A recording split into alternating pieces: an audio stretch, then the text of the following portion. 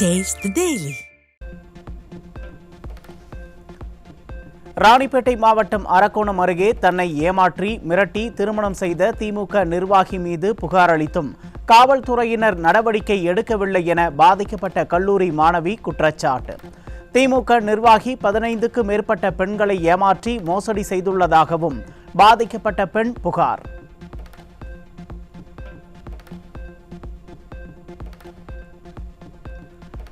காதலித்து ஏமாற்றி திருமணம் செய்த என்னை பல்வேறு நபர்களுடன் படுக்கையை பகிர்ந்து கொள்ளுமாறு தனது கணவர் கட்டாயப்படுத்தியதாக பாதிக்கப்பட்ட பெண் கண்ணீர் மல்க குற்றச்சாட்டு.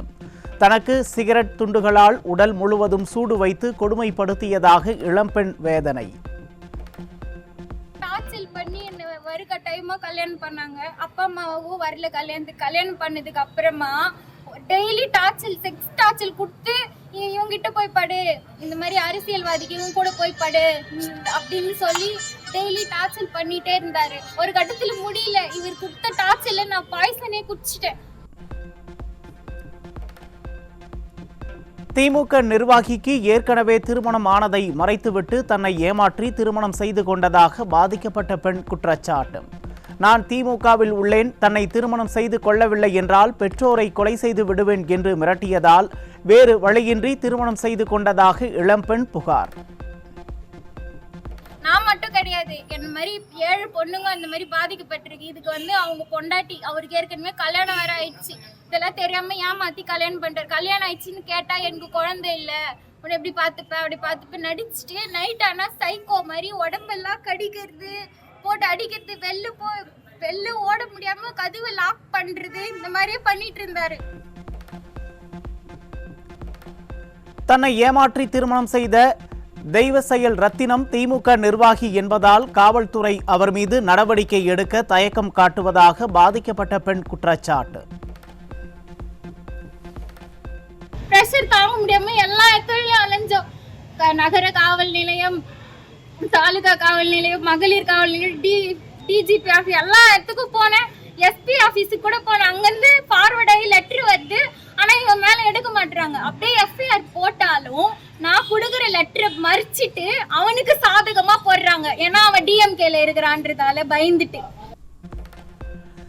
திமுகவினருக்கு ஆதரவாக செயல்படும் காவல்துறை மீது நடவடிக்கை எடுக்க வலியுறுத்தியும் தனக்கு நீதி கிடைக்க வலியுறுத்தியும் அதிமுக சட்டமன்ற உறுப்பினர் அரக்கோணம் ரவியிடம் பாதிக்கப்பட்ட பெண் முறையீடு.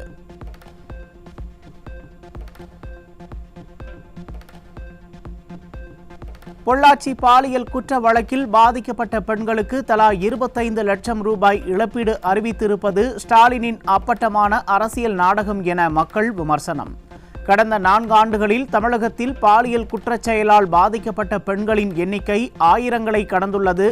அவர்களுக்கெல்லாம் ஸ்டாலின் அரசு 25 லட்சம் இழப்பீடு வழங்குமா எனவும் கேள்வி.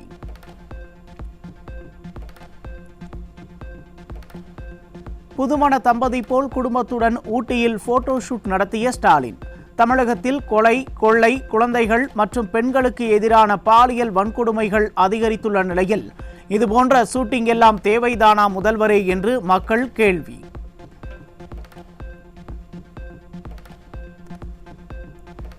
ஸ்டாலின் ஆட்சியில் தமிழ்நாட்டில் கடந்த 5 நாட்களில் 17 கொலைகளும் 19 பாலியல் குற்றங்கள் நடைபெற்றுள்ளது.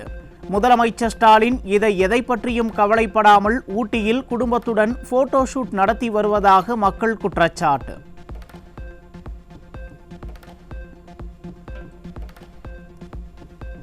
தமிழ்நாட்டில் பெண்களின் பாதுகாப்பு கேள்விக்குறியாகி போதைப்பொருள் புழக்கம் அதிகரித்து சட்டம் ஒழுங்கு சந்தி சிரிப்பதாக மக்கள் குற்றச்சாட்டு. தமிழ்நாடு குற்றங்களால் தவிக்கையில் முதல்வரின் குதூகலம் தேவையா என்றும் மக்கள் ஆதங்கம்.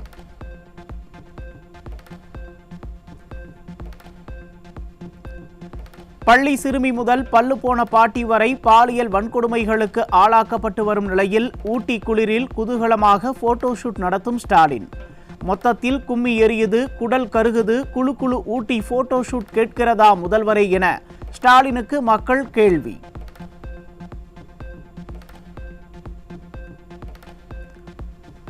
சென்னை மணப்பாக்கத்தில் டாஸ்மாக் நிறுவனத்தின் மேலாண் இயக்குநர் விசாகனின் வீட்டில் அமலாக்கத்துறையினர் சோதனை. டாஸ்மாக் நிறுவனத்தில் 1000 கோடி ரூபாய் அளவிற்கு முறைகேடு நடந்திருப்பதாக அமலாக்கத்துறை சோதனையில் அம்பலமான நிலையில் டாஸ்மாக் நிறுவன அதிகாரிகள் வீடுகளிலும் சோதனை.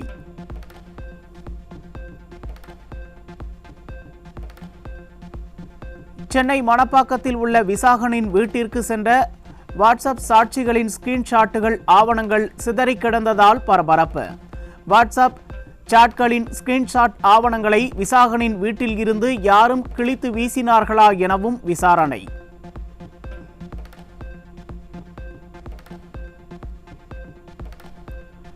சென்னையில் டாஸ்மாக் அதிகாரிகள் சிலரது வீடுகளில் அமலாக்கத்துறை சோதனை. சூளைமேடு, ராயப்பேட்டை, பெசன்ட் நகர், சேத்துப்பட்டு, தேனாம்பேட்டை உட்பட 10க்கும் மேற்பட்ட இடங்களிலும் அமலாக்கத்துறை சோதனை.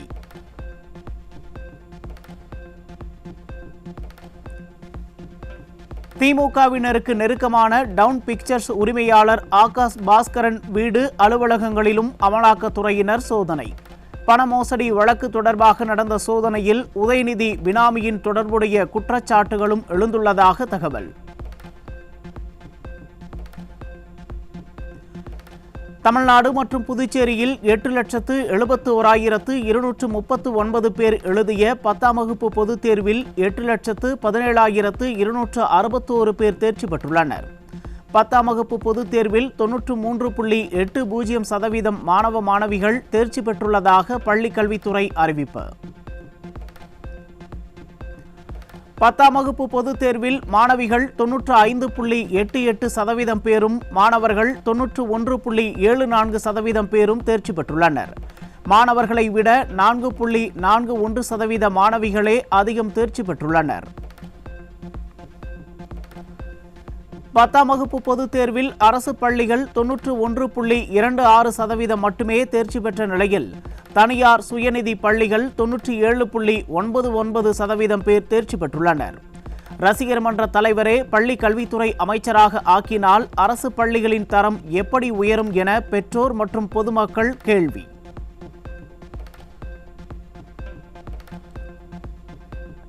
பத்தாம் வகுப்பு பொதுத் தேர்வில் தமிழ் பாடத்தில் 98.9% மாணவர்கள் தேர்ச்சி பெற்றுள்ள நிலையில் 8 பேர் மட்டுமே 100க்கு 100 மதிப்பெண் பெற்றுள்ளனர்.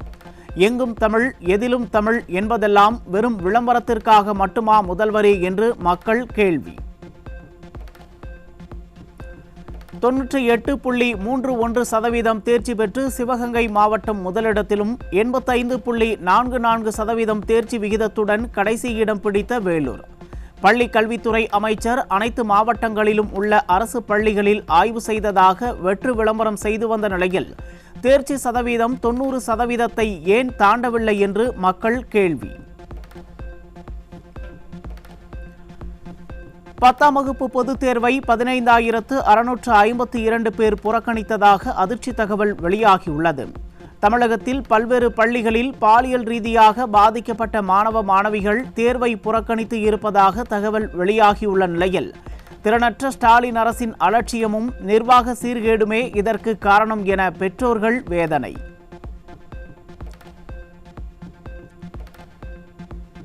எட்டு 8,07,098 பேர் எழுதிய 11ஆம் வகுப்பு பொதுத் தேர்வில் 7,43,232 பேர் தேர்ச்சி பெற்றுள்ளனர். 11ஆம் வகுப்பு பொதுத் தேர்வில் 92.09% மாணவ மாணவிகள் தேர்ச்சி பெற்றுள்ளதாக பள்ளி கல்வித்துறை அறிவிப்பு.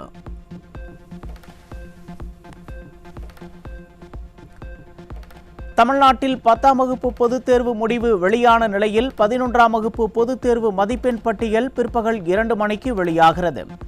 www.tnresults.nic.in மற்றும் www.dge.tn.gov.in என்ற இணையதளங்களில் தேர்வு முடிவுகளை அறிந்து கொள்ளலாம் என்று பள்ளி கல்வித்துறை அறிவிப்பு.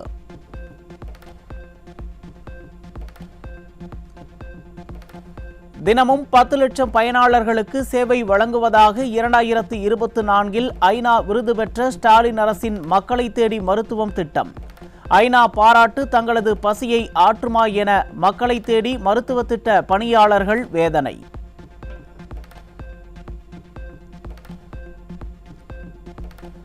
கோவையில் காதல் தொடர்பான விவகாரத்தில் போதை ஊசி செலுத்தப்பட்டு இளைஞர் ஒருவர் கொலை. ஸ்டாலின் ஆட்சியில் சட்டம் ஒழுங்கு சீர்கெட்டுள்ளதால் குற்றச்சம்பவங்களில் ஈடுபடும் இளைஞர்களின் எண்ணிக்கை நாளுக்கு நாள் அதிகரிப்பதாக குற்றச்சாட்டு.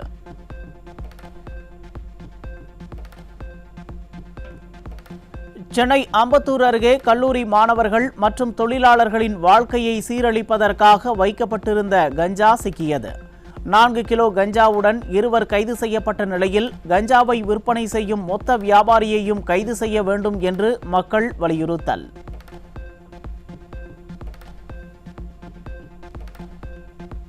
திருவண்ணாமலை மாவட்டம் வந்தவாசி பேருந்து நிலையத்தில் 100 கிராம் கஞ்சாவை விற்க முயன்ற இளைஞர் பிடிபட்டார். விடியா ஸ்டாலின் அரசின் ஏவல் துறை கும்பகர்ண தூக்கத்தில் உள்ளதால் சிறு நகரங்களில் கூட கஞ்சா விற்பனை அதிகரித்து இளைஞர்களின் வாழ்க்கை சீரழிந்து வருவதாக மக்கள் வேதனை தெரிவித்தனர்.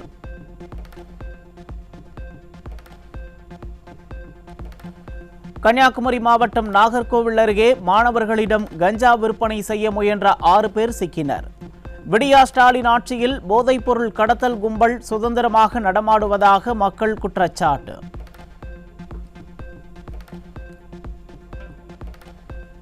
செங்கல்பட்டு மாவட்டம் முடிச்சூர் அருகே இளைஞர்களிடம் இருந்து கஞ்சா பறிமுதல். ஸ்டாலின் ஆட்சியில் நாளுக்கு நாள் அதிகரித்து வரும் கஞ்சா புழக்கத்தால் இளைஞர்கள் சீரழிவதாக மக்கள் வேதனை.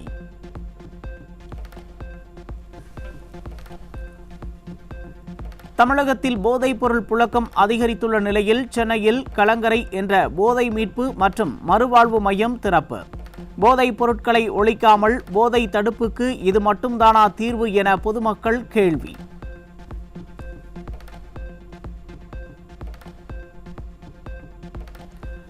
கடல் நீரை குடிநீராக்குவதற்கான உயரழுத்த பாலிமெரிக் சவ்வை உருவாக்கியுள்ள DRDO.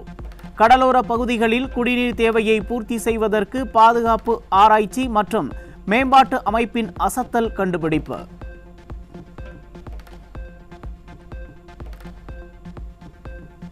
செங்கல்பட்டு மாவட்டம் கூவத்தூர் அருகே கல்லூரி மாணவரை தாக்கிய போதை ஆசாமிகள்.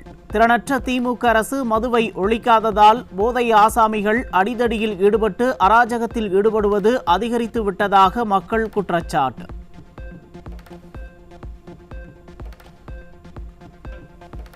திருப்பூர் மாவட்டம் கவுண்டநாயக்கன் பகுதியில் குடிநீர் தொட்டியில் மனித மலம் கலக்கப்பட்ட கொடூரம். வேங்கை வயல் சம்பவத்திற்கு உரிய நடவடிக்கை எடுக்காத ஸ்டாலின் ஆட்சியில் அடுத்தடுத்து அரங்கேறும் கொடூரம். இதில் பார்த்தீங்கன்னு வச்சுக்கோங்களேன், இப்போ கரெக்டாக ஒரு 5 மாதம் இருக்குங்க. இதில் நாங்கள் இங்கே வந்து பார்த்தீங்கன்னு 3 பேர் இதில் குளிச்சுட்டு இருந்தாங்க மதியான நேரத்துலைங்க. 6 மாதம் 4 மாதம் தான் இருக்கும் சரியா. இதில் குளிச்சுட்டு இருந்தாங்க. இந்த மூடி பார்த்தீங்கன்னா இந்த 2 மூடியுமே இப்போ தான் நேத்தான் போட்டுருக்குறாங்க. இதில் மூடியே கிடையாதுங்க. இது குப்பை எல்லாமே நேத்தா வந்து கீழே வால்வே மொத்தம் கீழே வந்து மெயின் வால்வே ஓபன் பண்ணி விட்டுங்க. நேத்தா வந்து கிளீன். கிருஷ்ணகிரி மாவட்டம் ஹோசூர் அருகே வீட்டில் இருந்தவர்களை தாக்கி 8.5 சவரன் நகை 6 லட்சம் ரூபாயை கொள்ளையடித்த முகமூடி கொள்ளையர்கள். ஸ்டாலின் ஆட்சியில் கொள்ளை சம்பவங்கள் தொடர்ந்து அதிகரித்து வருவதாக பொதுமக்கள் குற்றச்சாட்டு.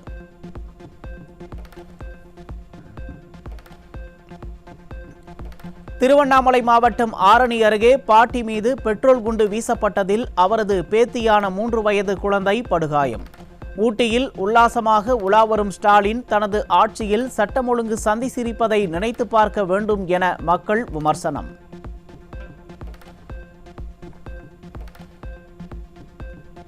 நெல்லையில் திடீரென பெய்த கனமழைக்கு மின்சாரம் துண்டிக்கப்பட்டதால் மாநகராட்சியின் நவீன எரிவாயு தகன மேடையில் இறந்தவர்களின் உடல்களை தகனம் செய்ய பல மணி நேரம் காத்திருந்த அவலம்.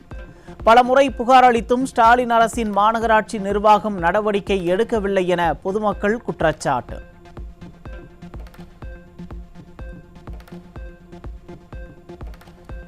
கடலூர் மாவட்டம் புவனகிரி அருகே கீரப்பாளையத்தில் கழிவுநீர் சாலையில் ஆறு போல் ஓடுவதால் வாகன ஓட்டிகள் பொதுமக்கள் அவதி. விடியா திமுக அரசும் மாவட்ட நிர்வாகமும் உடனடியாக நடவடிக்கை எடுக்க வேண்டும் என பொதுமக்கள் வலியுறுத்தல்.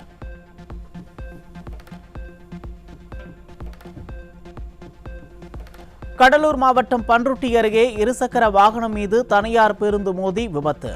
விபத்தில் சிக்கிய இளைஞர் உயிரிழந்த பரிதாபம்.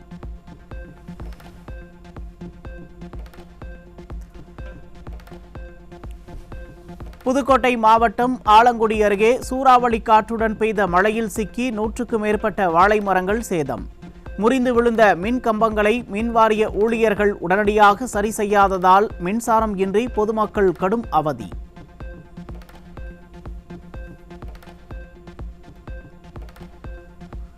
கடலூர் மாவட்டம் புவனகிரியில் புதிதாக திறக்கப்பட்ட அரசு நேரடி நெல் கொள்முதல் நிலையத்திற்கு போதுமான அடிப்படை வசதி இல்லை என விவசாயிகள் குற்றச்சாட்டு.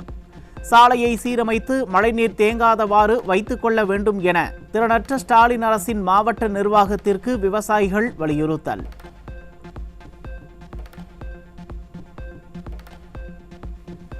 விழுப்புரம் மாவட்டம் திண்டிவனத்தில் ஓய்வு பெற்ற சிறப்பு உதவி ஆய்வாளரின் வீட்டை சூறையாடிய கஞ்சா போதை ஆசாமிகள்.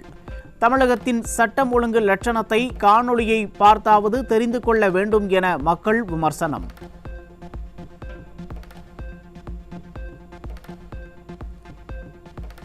திண்டுக்கல்லில் கடன் வாங்கி தருவதாக கூறி சுமார் 7 லட்சம் ரூபாய் பண மோசடியில் ஈடுபட்ட நபர்கள் மீது நடவடிக்கை எடுக்க வேண்டும் என பாதிக்கப்பட்ட பெண்கள் புகார்.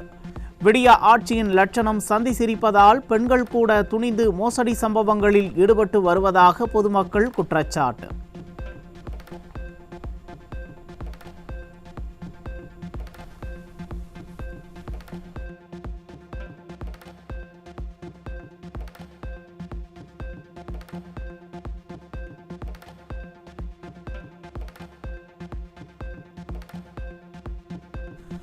தூத்துக்குடி அரசு மருத்துவக் கல்லூரி மருத்துவமனையில் மதுபோதையில் சிகிச்சை அளித்த மருத்துவரால் நோயாளிகள் அதிர்ச்சி. அரசு மருத்துவமனையில் பேருக்கு போட்டோ ஷூட் நடத்திவிட்டு எந்த குறையும் இல்லை என தம்பட்டம் அடிக்கும் முதல்வர் கும்பகர்ண தூக்கத்தில் இருக்கும் சுகாதாரத்துறையை தட்டி எழுப்ப வேண்டும் என மக்கள் விமர்சனம்.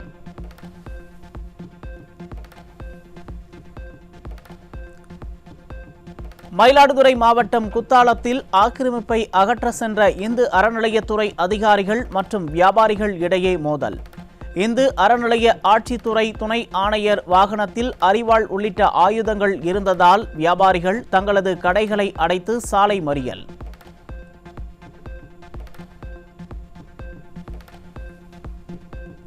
சர்வதேச நிதி ஆணையம் கொடுத்த நிதியை பாகிஸ்தான் பயங்கரவாதிகளுக்கு வழங்கியுள்ளதாக மத்திய பாதுகாப்புத்துறை அமைச்சர் ராஜ்நாத் சிங் குற்றச்சாட்டு. பாகிஸ்தானின் அணு ஆயுதங்கள் பயங்கரவாதிகள் கையில் செல்வதற்கு வாய்ப்புள்ளதாகவும் குற்றச்சாட்டு.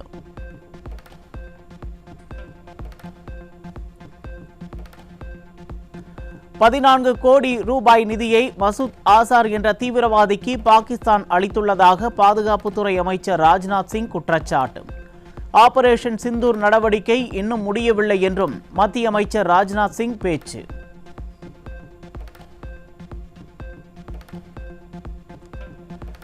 பஞ்சாப் நேஷனல் வங்கியில் 13,500 கோடி ரூபாய் மோசடி செய்த வழக்கில் சிக்கிய வைர வியாபாரி நீரவ் மோடியின் ஜாமீன் மனு நிராகரிப்பு. லண்டன் நீதிமன்றம் அதிரடி.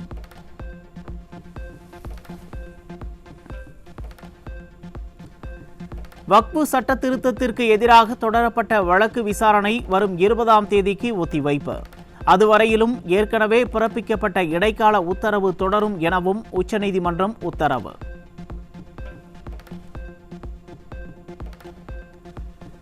ஏப்ரல் மாதத்தில் இந்தியாவின் ஏற்றுமதி 12.7% அதிகரிப்பு.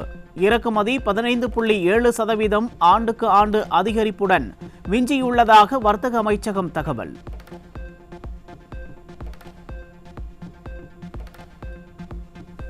இங்கிலாந்துக்கு எதிரான ஒருநாள் T20 தொடர் போட்டிகளுக்கான இந்திய மகளிர் அணி அறிவிப்பு. இந்திய மகளிர் கிரிக்கெட் அணி அடுத்த மாதம் இங்கிலாந்துக்கு சுற்றுப்பயணம் மேற்கொண்டு 5 T20 மற்றும் 3 ஒருநாள் போட்டிகளில் விளையாட உள்ளது.